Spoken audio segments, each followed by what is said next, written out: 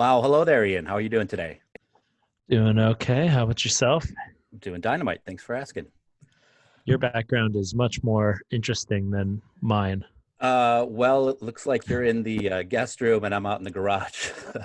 Yeah, I refer to it as my murder room Oh, because oh, it's a spare bedroom that I don't I didn't use before quarantine.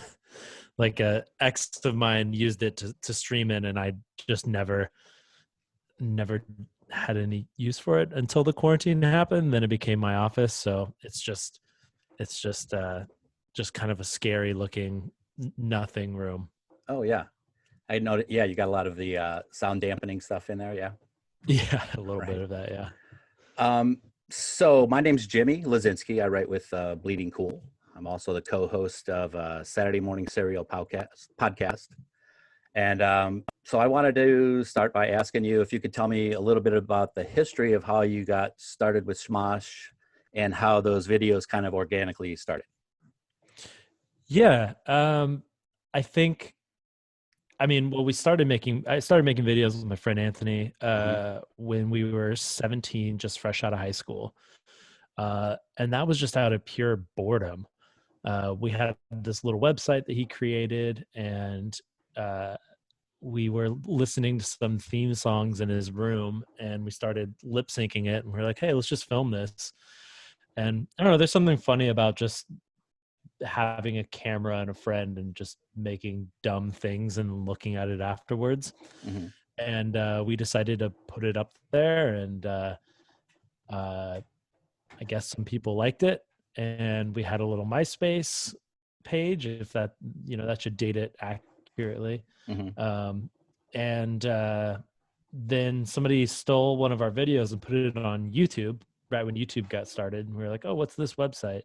So checked out YouTube, seemed like a pretty cool website. It was brand new, didn't exactly look as it looks today. Right. It was a little rough. And that was 2005. So there was really not a lot of content on there, which I think definitely contributed to our rise, because there just simply wasn't that much stuff to watch. Hmm. So it was a lot easier to be discovered on there if you managed to get on the front page of YouTube. It was like back then, it was like getting on the front page of YouTube was the only way you could be discovered. They didn't have an algorithm like they do now. Hmm. So it was basically like you could only get your videos found if it was on one of their lists, like most commented or most viewed or whatever. So that was basically the whole game of early YouTube was, you know, try to get as many people to comment as possible. Or I think it had a star rating system back then. Hmm. Like it's funny to like use Wayback Machine and just see how far YouTube has came. And of course, like every time YouTube changed their website, people complained. But if you look back, you're like, okay, yeah, they were the smart ones. So you're one of the early pioneers of YouTube back when it was a Wild West. You get away with a lot more, right? What you said there wasn't Yeah. much else out there, and that was around 2005. What did that other content look like? What were you up against? Yeah, I mean, it was just a lot rougher. Like there was no. It seems like nowadays there's sort of a playbook to creating content. Hmm. Back then, there was nobody that we were looking at and seeing being successful and saying like, oh, we'll do that. Like it Right. just there was TV and movies, and that's all we really had to go off of. Hmm. But a lot of the content on YouTube was vlogs, like a lot of people just kind of talking in a bedroom, or cat videos, which is the thing that I feel like YouTube fought against for years, being known as the cat video place. Um, but there was some really good sketch comedy like in the early days, like Lonely Island was Right. was on there. Balloon Shop. There was Brett's and Beretta. There's all these people that were just making sketch comedy. But as the years went on with YouTube, that started to be a less and less doable thing, Hmm. because YouTube favors consistency. And, uploading every week was kind of the golden rule, or some people every day, and you just can't make that much sketch comedy. Right. So we were lucky enough to get in the door early and be able to support ourselves to just focus full time on Smosh when it was, back in the early days, like back in like 2000, I think 2007 was probably when we started being able to support ourselves. And then it was, it was great. Like we were able to just focus fully on YouTube and create sketches and stuff. So yeah. What was that? I'm sorry, I lost my question. It's all good. I'll go to another one while I try to remember it. My son's big fans. They normally don't think my interviews are that cool, so they were very excited when they heard I was talking to you today. So one of their questions was they wanted to know how did you come up with the name Smosh? Oh yeah. So Smosh was one of our friends. Sometimes he would just kind of slur his words together. And he was talking about how he went to a Blink-182 concert, and he was and he meant to say mosh pit, but he said Smosh pit, and we made fun of him for that because bullying is funny, I guess, in 2002. Mm-hmm. And the word Smosh just became this sort of be anything kind of word that we would use. Mm-hmm. Between our friends. And then when Anthony created the website in 2002, he just decided to call it smosh.com. So it was sort of like a community website for people that were at our school, but then later on like Flash animation community. And then when he and I started making these videos, we're like, well, what do we want to call ourselves? We already had the website, so we're like, I guess we're Smosh. Mm-hmm. And yeah, we kept the name. Sounded good enough.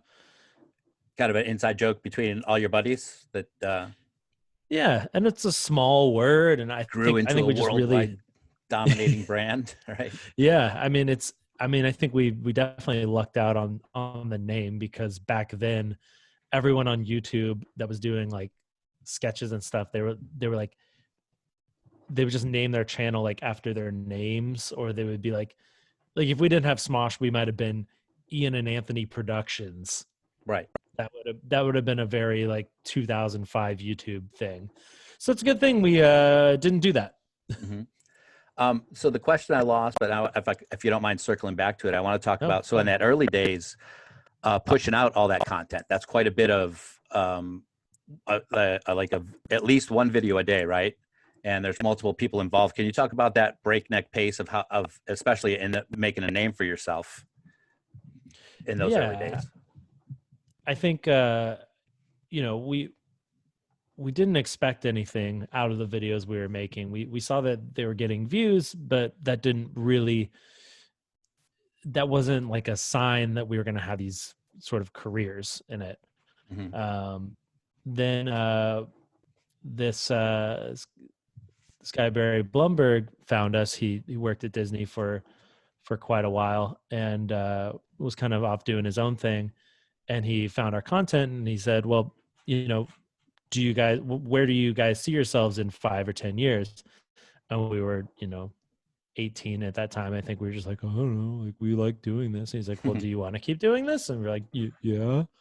And he's like, well, then you have to take this seriously and make a business plan, and figure out how to continue doing this.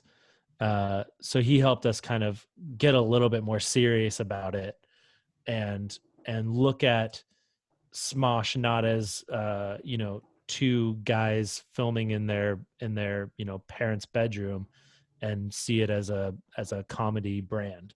Mm-hmm. And obviously, like nowadays, like everybody, like being a brand is like a thing that everybody kind of just assumes they have to do. Right. You kind of start out with that being your goal, right?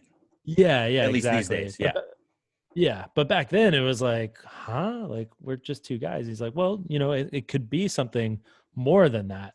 Hmm. And we're like, oh, that sounds interesting. And we do like making videos, and Like I making wasn't money. planning on doing anything else. Yeah. So he was the one to get us thinking more seriously about it. Then we hired a producer to help us create the content, build a schedule, get consistent with the content. Because I think back then we were releasing one video every 3 weeks, which that seemed like too much. That just seemed like the idea of doing one video a week sounded like madness. We're like, how are we supposed Mhm. to think of that many sketches and that just sounds like so many videos.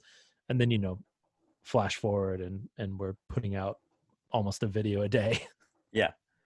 Yeah. Um, Not sketch videos. I mean, that's still, we put out 1 to 2 a week now and on sketch. what's your involvement these days? Are you still day to day? Are you still writing and producing?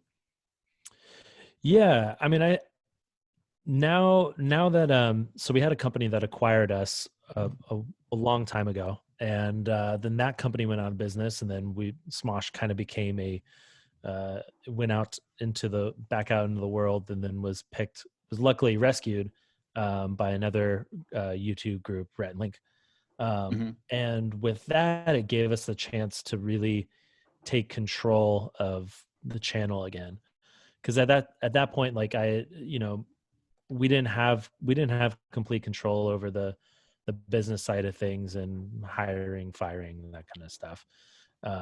So at that time, I was just mainly just writing and being in the videos. Nowadays, like when Smosh came back, I took the role of president. Now I'm more involved in the sort of businessy things. So writing less, still doing on camera, Right. but just making sure that that the channel doesn't go down in flames. Right. Like any good president should be doing. Yeah. Um, so what about the latest show that I'm aware of is the GDFN? And Oh yeah. so can you tell me The go ahead. the can I curse on this? Sure, go ahead. The gosh darn fucking news. All right. Yeah, I was going to ask if it was something besides the pretty obvious, but yeah. Um, how often is that going to come out? It seems like it's been a little while since the first one I pretty much enjoyed. Yeah. We're trying to experiment with different formats, because we had really good success with our Every Blank Ever series, but we know that with YouTube you can't just keep riding on one format. So we keep trying new things, and the GDFN was the new one. It's our sort of version of a news show, but it's not really that much news. It's kind of, I guess some people could probably look at it as like a weekend update of sorts. Yeah, I mean there's some news in there. Yeah, there's Yeah, little smatterings of news. yeah, And I think because sketch comedy takes so long from like inception to posting, that it's hard to put out relevant content. right. So the focus with GDFN was, well, we can pre-record some parts, and then for the very last parts, the newsy things, we'll shoot that on a Monday and have the video out on Wednesday, Hmm. which for us is an insanely fast turnover. So yeah, the main goal for GDFN was putting out something that's still relevant by the time it goes out. Yeah, yeah, yeah. And so when can we expect more of that? Well, we were gonna put one out a couple weeks ago, but it just didn't seem right to put out anything newsy with everything else. It seemed like we wanted to keep the sort of channel clear Sure. on that, and just make sure that everyone stays to the messages that matter right now Hmm. when it comes to the news. But we're still working on it. We have the pre-recorded stuff all done. It was Yeah. just like the George Floyd happened then everything kind of blew up right when we were going to post it. We're like, it's not right for us to post a news thing without talking about that. So we didn't put it out. Yeah, sure. Understandably, yeah. Gotta wait. Gotta read the room, right? Yeah, for sure. We didn't want to be assholes and be like, here's some news, and Yeah. just ignore everything that's actually going on. What about, can we talk a little bit about the Smosh movie? That was my first exposure to you guys. Really? Yeah. So, my Man. kids were dragging me in the room, telling me about this movie. But yeah, really enjoyed it. How can you talk about how hard it is to recreate or in fact create viral videos, or the videos that you were trying to inhabit during your adventures in the movie? As opposed to them happening naturally, like getting kicked in the balls and that kind of stuff, like where you had to recreate those moments for you to interact with. Oh man, yeah. Or do you have any memories of that movie? Too far It back? was yeah, right. I mean, It I was know you had a lot happened since then. yeah, for sure. I mean, it's so funny looking back at that movie and just seeing how much our content has changed, and how much, we had these sort of very cartoonish personalities, Anthony and I, back then. And I kind of feel like our, how we presented our content and everything shifted like right after that movie. So for anyone to watch it now would just seem so, I mean, maybe it's just me because it's me that I'm looking at, but for me to look at that, I'm just like, it's just, it seems like we made that so long ago, when it was only, I think, 5 or 6 years ago. Yeah. But our content's changed so much, and we've changed so much, and the way that we present ourselves has changed so much, that it's this funny time capsule of what, we were back then. Is that, do you see that movie as a marking point of when you've changed, of when that change happened? Is it pretty much like a before and after kind of situation? I think to a small degree. I think after the movie, we kind of started taking, like, we looked at like acting in a different way, which I know is kind of silly, because you look at that movie and you're like, okay, well, it's certainly not going to win any awards for acting. But I think we started taking the sort of acting side of things a little bit more seriously after that movie, because we never had to memorize that many lines of script, or like really think like, okay, like what's my character going through in this moment, because it was like, we obviously didn't shoot it chronologically, so we had to be like, okay, what is my character experiencing at this moment, and like what happened to them already. Okay, got it.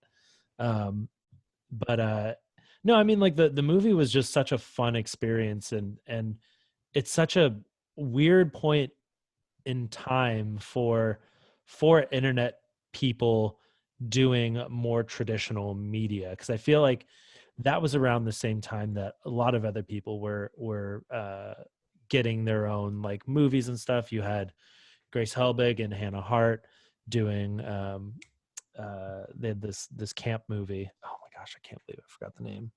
But then they did a couple movies. There's a lot of other YouTubers that did movies at that time. And yeah, it's just so weird, because I don't really see that happening anymore. And I don't want to guess exactly why. Maybe we weren't as big of hits as we weren't a good enough proof that it was a huge success. But I mean, it was a great experience. Like, regardless of I think our viewers enjoyed it.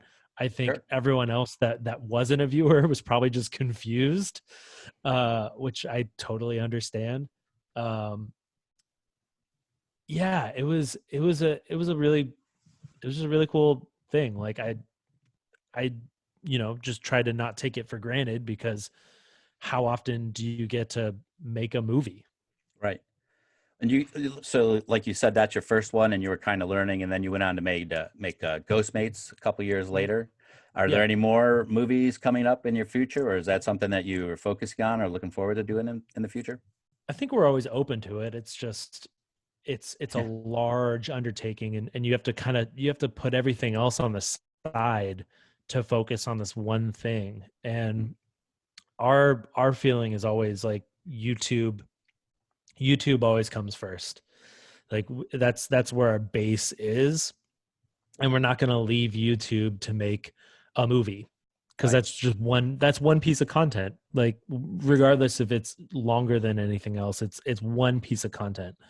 So it's not worth leaving YouTube for 4 months. So if it's something that we could do on the side, and if we could cheat somebody out of a couple $1 million to let us make a movie, then that'd be great. Sure. Yeah. So if you got a couple million and you want to give it to me so I can make another movie, like that'd be cool. Well, let me just really put you on my list of people I will call as soon as I get that $1 million. Okay. So you're definitely on the list, not number All one, right. but you made the list. Okay, appreciate it. Yeah, I'm sure there's probably a few more filmmakers you'd prefer to give your money to, and I completely understand. Well, yeah, I want to thank you for taking your time today, Ian. I know it's been a little bit of a back and forth trying to get us together. I want to thanks for taking the time today.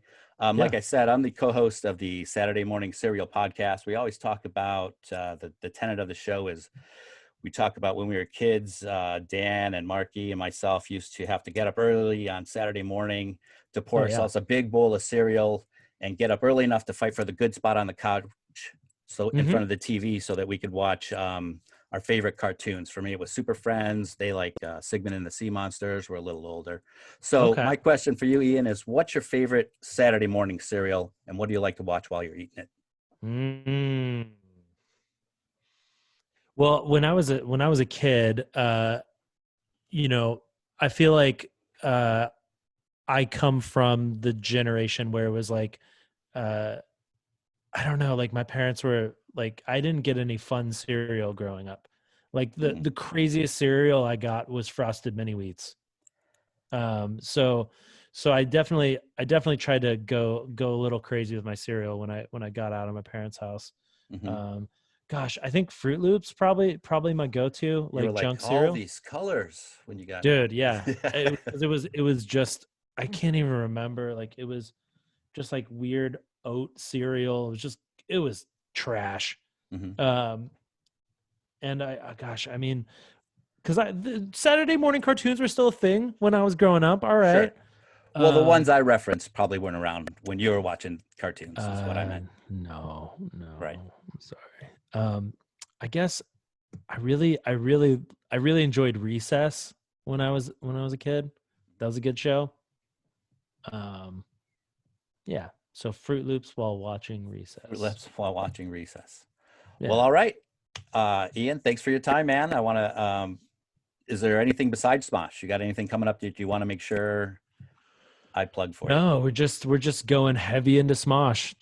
It never ends. So it never ends. The so Smosh come train join the adventure. Yeah. All right, brother. Thanks for your time, man. Have a great day. Of course. Thank you so much. Thank you.